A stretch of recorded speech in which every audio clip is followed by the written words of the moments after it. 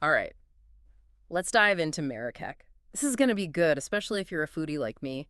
Marrakech is so much more than just a pretty picture, you know? It really is. A feast for the senses, they call it. And the food. Let's just say it's like tasting history and culture in every bite. Okay, now you're making me hungry. I was looking through all the stuff you sent over, and get this. Marrakech is considered one of the top 25 food cities in the world. Did you know that? Oh, yeah, it's well-deserved. They got a pretty impressive ranking back in 2015, I think it was, Business Insider. And it's only gotten better since then. What makes it so special is the blend of influences. You get the Amazi, the Berbers, the Arab traditions, even a little European flair thrown in, Mm. all mixed together over centuries. Wow, so each dish is like a story about the people, right? Exactly. And some stories, well, they're best told over a steaming pot of tangia. Tangia. Yeah, this amazing dish, tender meat, vegetables, slow cooked in a clay pot with all these spices. Okay, you had me at slow cooked. But what makes it so special? It's the whole experience, tangia. It's meant to be shared. Friends, family, everyone eating from the same pot. Shows you how important community is in Moroccan culture. Food's not just fuel, it's connection. I love that. Speaking of connection, our research mentioned another dish, a memorable one, to say the least, steamed lamb's head. Tangia Marrakechia.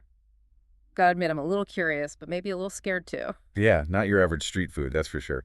But it's deeply rooted in Marrakech's history. It comes from the guys who worked in the city's crafts. Long, long hours. So how they end up with, well, steamed lamb's head? Necessity, right.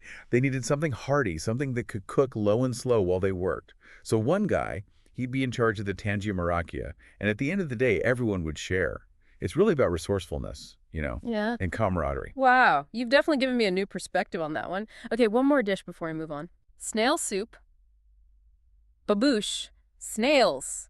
Seriously. Don't knock it till you try it. Babouche, it's actually pretty popular, not just in Marrakech, but all over that region, the Maghreb, even parts of Europe. It just goes to show you, food can connect cultures in the most unexpected ways. That's so true. Always something new to discover. You know what else is unexpected? This Jemaa el-Fnaa Square. I've heard so much about it. Oh, it's even more vibrant in person, trust me. Close your eyes and imagine, okay, stepping into the square, you're hit with this wall of smells, spices, grilling meat, fresh bread, and the sounds.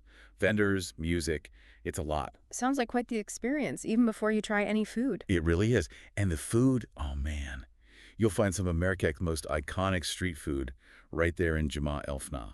Okay, so what should we try first? Well, if you're looking for something kind of familiar but different, gotta try sfenj, like a Moroccan donut, but not really. Oh, so? The word sfenj means sponge, and that's what they're like. Light, airy, all that oil they soak up when they're fried. Sometimes they sprinkle sugar on top or drizzle some honey. Those sound amazing, I have to admit. What else is there? Feeling brave.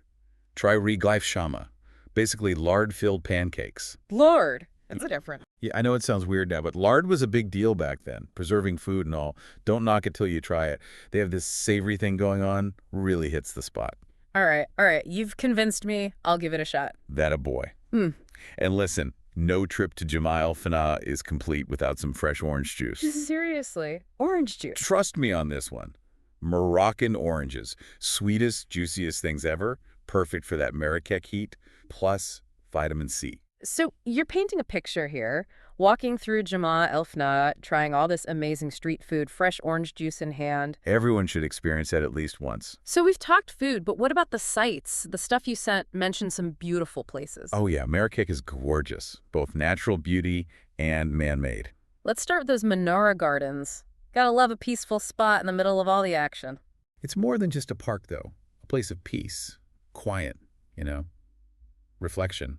It's all inspired by this Islamic idea that gardens are like a little piece of paradise. I like that. And speaking of beauty, what about this Bahia Palace? The Bahia Palace, that's something else. A masterpiece. Every little detail, carved stucco, those colorful tiles, the zellage, all done by hand. Incredible craftsmanship. Sounds ornate. Oh, it is. Good. But peaceful, too. Courtyards with fountains, greenery, like stepping back in time. And dear listener, if you want something completely different, you gotta check out the Sahara Desert. I mean, how often do you get to experience something that vast? The Sahara is everything in Morocco. You can see it in their art, their music, their whole way of life. It's a powerful presence, even in the city.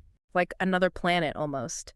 And it's amazing how Even in the city, you can feel that connection to the desert. Our listeners' materials really highlighted that. It's true. The Sahara is everywhere in their culture. Art, music, even just their values, their way of life. It's powerful stuff. Makes you think, huh?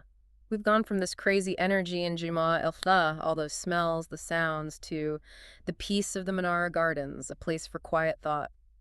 Then there's the Bahia Palace, that incredible artistry. A real mix of experiences, right? Absolutely. And it all seems connected to the place itself, you know? The landscape, the history. All woven together. It makes you wonder what else is out there. What will you find when you explore Marrakech? Something to think about. Thanks for joining us on this deep dive, and until next time, happy travels.